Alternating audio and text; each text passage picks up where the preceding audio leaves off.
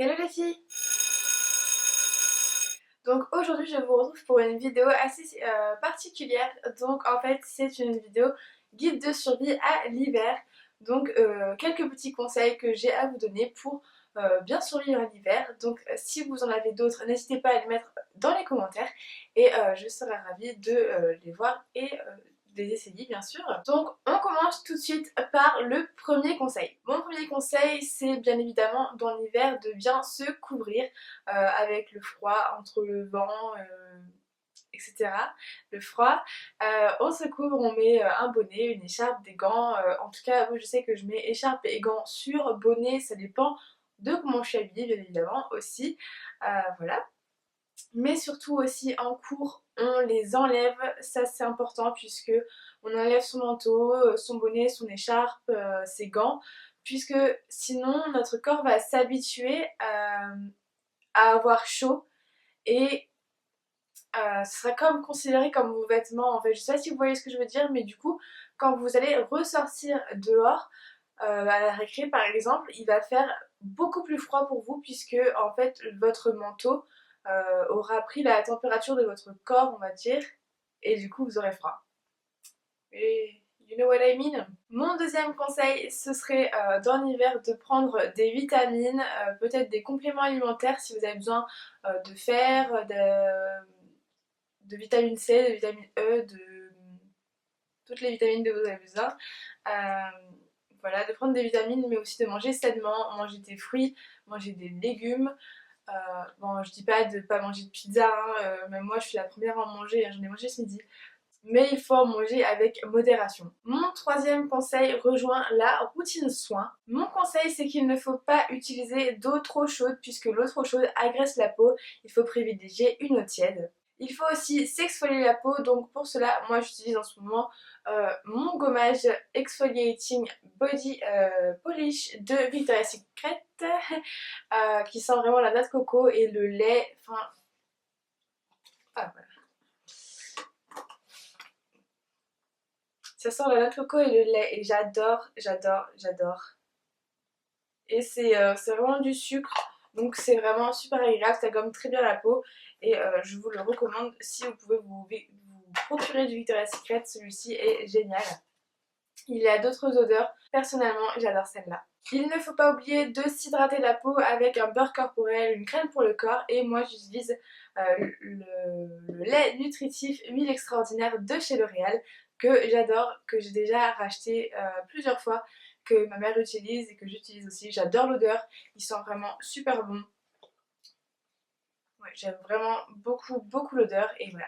En hiver comme en été, il faut beaucoup boire puisque le froid agresse la peau comme tout le monde le sait et du coup la peau est plus sèche, les cheveux aussi sont plus secs et un truc c'est que quand les cheveux sont très secs et avec le froid etc ils deviennent électriques donc quand vous les touchez après ils reviennent sur vos doigts, votre visage etc.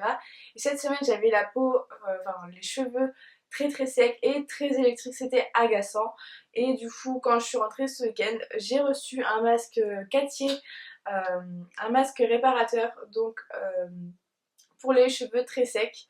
Donc c'est le masque réparateur moelle de bambou, beurre de Kupuaksu Repairing Mask pour les cheveux secs.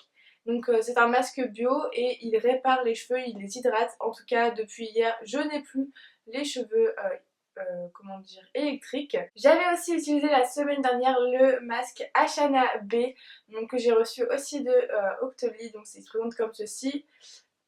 Vous n'allez pas voir parce qu'il y a du soleil. En tout cas, il se présente comme ceci. C'est un format voyage que j'ai eu sur Octoly. Et il n'y en a vraiment pas beaucoup dedans. Et en fait, en une utilisation, on en utilise la moitié. J'ai les cheveux longs, donc il me faut quand même pas mal de produits. Et du coup, enfin voilà, j'ai pas trouvé que mes cheveux étaient beaucoup plus hydratés. J'ai gardé le masque 20 minutes. Et parce que je n'allais pas rester dans la douche une éternité. Hein. mais je le referai plus longuement et je vous en reparlerai sans doute. Comme le masque Cathy, bien évidemment, je viens seulement de le commencer et de le tester, donc je vous en reparlerai aussi. Ensuite, pour ce qui est du démaquillage, on utilise aussi des produits doux pour sa peau. Personnellement, j'utilise la gelée démaquillante de chez NYX aux pétales de rose que je n'ai pas sur moi, mais je vous mettrai une petite photo ici. Voilà.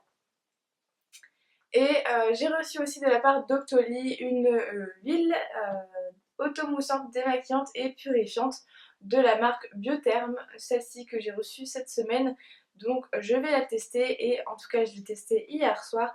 Elle m'a vraiment bien démaquillée. J'avais un rouge à lèvres mat me comme je porte aujourd'hui et il m'a super bien démaquillée. Au début je pensais que ça n'allait pas partir, mais finalement à force de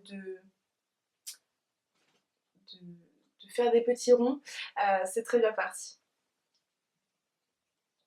Et pour les yeux, c'est parti vraiment hyper bien aussi, alors que mon mascara n'est pas forcément facile à partir, surtout dans le coin, enfin dans les cils inférieurs. Voilà. Donc voilà, privilégier une huile, ça n'agresse pas la peau et ça la nourrit en même temps. Je sais que pour les peaux grasses, ils ont tendance à se dire mais non, je peux pas utiliser d'huile, j'ai une peau grasse. Il y a des huiles qui s'utilisent très bien pour les peaux grasses. Donc voilà. Mon sixième conseil vient toujours parler d'hydratation et moi pour cela dans la douche, j'utilise en ce moment le gel douche NYX Rêve de Miel, donc je viens de le commencer. Ça fait au moins 2 semaines que j'utilise et il a très peu baissé, il a baissé de ça, donc rien à dire, il mousse vraiment super bien et c'est une mousse onctueuse que j'adore.